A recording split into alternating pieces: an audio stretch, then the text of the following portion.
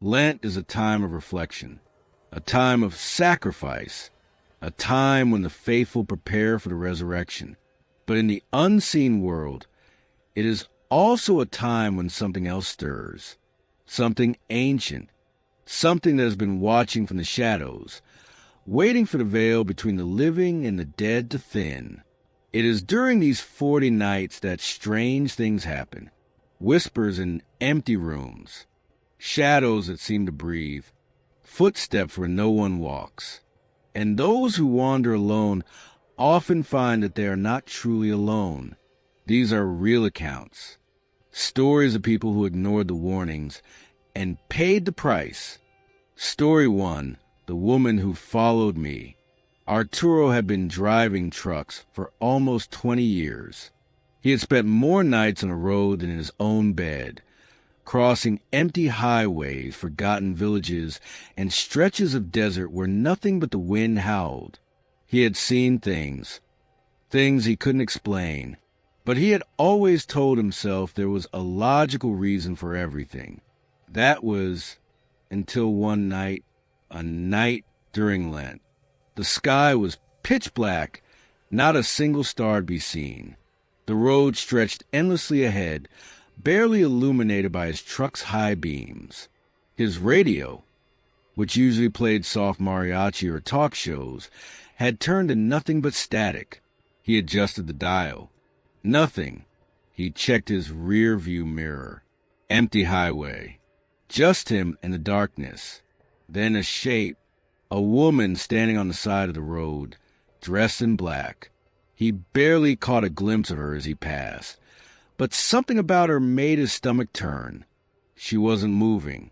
She wasn't even looking in his direction, just standing there, her veil covering her face, her hands hanging limply at her sides. He shook his head, probably just some poor soul waiting for a ride. But who would be out here, in the middle of nowhere, this late at night? A mile later, he checked his mirror again, and his heart stopped. She was there, standing at the side of the road. Again, it was impossible. He had passed her. He knew he had passed her. He hit the gas, forcing himself to focus on the road. Maybe he was just tired. Maybe it was nothing. The radio static grew louder. His headlights flickered. A cold chill spread through the cabin, making the hairs on his arms rise. He clenched the wheel, tried to shake the feeling that something was in there with him.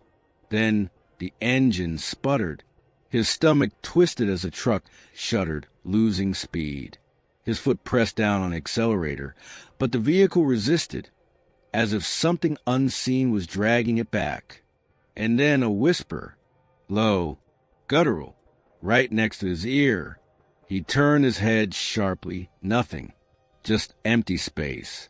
He glanced at the mirror again, and there she was, not outside, inside the truck, sitting in the passenger seat. Her veil was gone. Her skin was sickly pale, stretched too tight over her bones.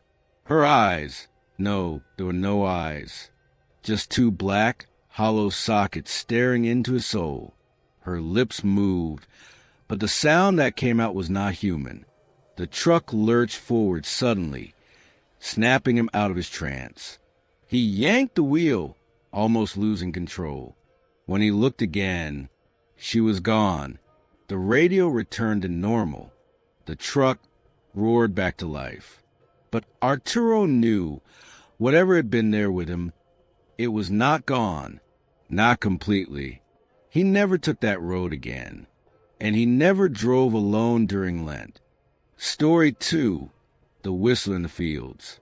There are certain sounds you should never follow, certain voices you should never answer, and certain whistles you should never acknowledge.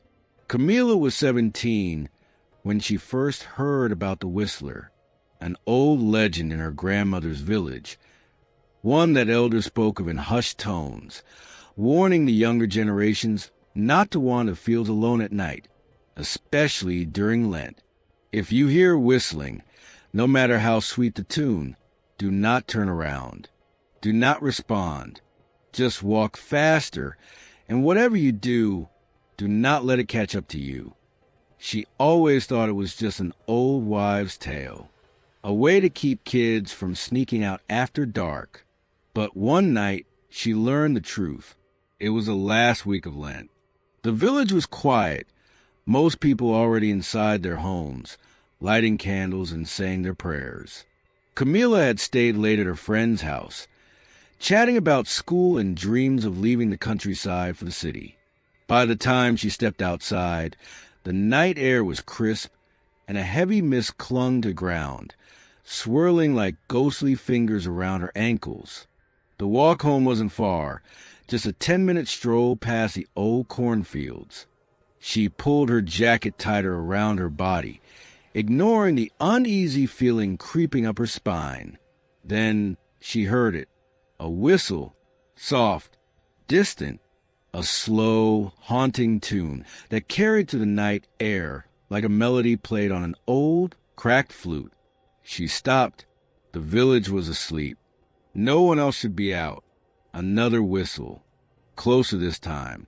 A cold sweat broke out on her skin. Her grandmother's warning echoed in her head. Do not turn around. Her feet moved on instinct, walking faster, her heart pounding with each step. The dirt path beneath her felt endless. The whistling continued. Louder, closer. It wasn't just a sound, it was a presence. Something moving toward her, unseen, weaving through the mist. She clenched her fists, forcing herself to breathe evenly. Then a voice. Where are you going, Nina? Right behind her. She broke into a sprint, the sound of her own footsteps barely drowning out the rhythmic whistle, now circling her, as if whatever was following her was toying with her. The mist thickened, curling around her legs, slowing her down. Her house, just a few meters away. She could see the warm glow of a candle flickering through the window. The whistling was now deafening, filling her ears, sinking into her bones. With the last of her strength, she lunged forward, gripping the doorknob and throwing herself inside, slamming the door behind her. Silence. The only sound was her own ragged breathing. Her grandmother was already awake, standing in the dimly lit kitchen, her wrinkled face grave. You heard it, didn't you? She whispered. Camilla could only nod. Her grandmother placed a bowl of salt at the doorstep, murmuring a prayer under her breath. It knows your scent now, she said. If you ever hear it again, do not stop. Do not look back. Because once the whistler chooses you, he does not stop until he gets what he wants. That was the last time Camilla ever walked home alone at night, especially during Lent. Story 3. The Shadow in the Church. There are places where you expect to feel safe. A church should be one of them. But sometimes, even sacred ground is not enough to keep the darkness out. Father Miguel had been a priest for over 20 years. He had seen many things in his time, suffering, miracles, even moments he could not explain. But nothing compared to what happened during Lent one fateful year. The church was old, built centuries ago with stone walls that had absorbed generations of whispered prayers. It stood alone at the edge of a small village, surrounded by nothing but empty fields and a dense grove of trees. The kind of place where silence fell heavier at night. It was the third week of Lent. The air carried the scent of burning candles and incense as Father Miguel prepared for the evening prayers. The last of the villagers had left, and now it was just him and the silence, or so he thought. As he knelt before the altar, murmuring his prayers, he heard it, a soft rustling in the pews behind him. His first thought was that someone had stayed behind, a late-night worshiper, perhaps, but when he turned his head slightly, he saw nothing but empty wooden benches stretching into the darkness. He continued praying.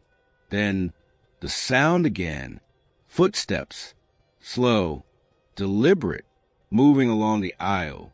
A cold shiver ran down his spine. He turned fully this time, scanning the dimly lit church. The candles flickered, casting long shadows against the stone walls. But there was no one there. Perhaps just the wind, he told himself. He finished his prayer and stood up, his footsteps echoing in the silence. As he walked toward the entrance, a sudden bang made him freeze in place. One of the pews had shifted, not by accident. He turned slowly, his breath caught in his throat. At first he saw nothing, just the empty church, the rows of wooden benches, the flickering candlelight. Then, a shape, a shadow, darker than the dimness around it, standing at the very back of the church. It did not move like a person. It did not stand like a man. It was twisted, hunched, its head tilted at an unnatural angle, and then it began to walk, or rather, glide, silent, slow, moving toward him with an unnatural stillness, as if the space around it warped with each step. Father Miguel felt his legs tremble. His instinct screamed at him to run, to flee, to escape whatever this thing was. But he was a man of faith. This was his church. He lifted his hand, gripping the small silver crucifix around his neck. His lips parted, and he began to recite a prayer. In the name of the Father, the Son, and the Holy. The candles blew out. The church was plunged into darkness. For a moment, there was only silence. Thick, suffocating, absolute. Then, a whisper, right next to his ear. You should not be here. A force slammed into his chest, sending him sprawling onto the stone floor. His vision blurred, his breath stolen from his lungs.